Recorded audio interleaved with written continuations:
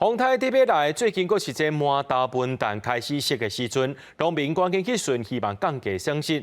另外，伫归仁种的石屉虽然只有64公顷，不过是西部正上济所在。即马农民也提早去陆啊，要防止风台来。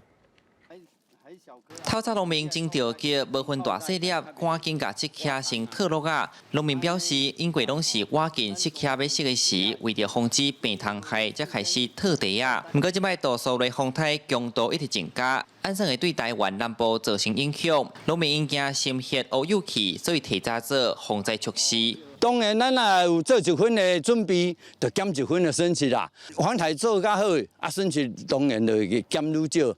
安尼影响咱农民的收入啊。毋过就是讲，你风台咱嘛无法度去预防的啊。归仁的世家是大木种，轮顶这边大概占有七成左右。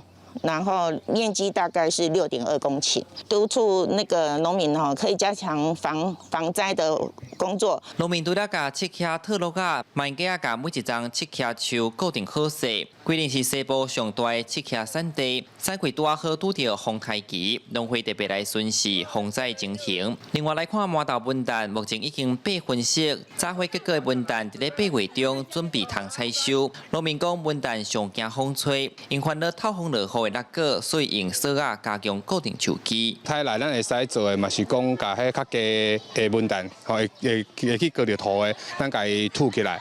果实吊挂较重的用绳子、用锁啊甲绑起来，甲固定。台湾已经3冬无风台入来，虽然会当带来一寡雨水，不过农民拢是看天食饭，先做好防灾准备，唔望甲损失降较上低。记者李想台南采访报道。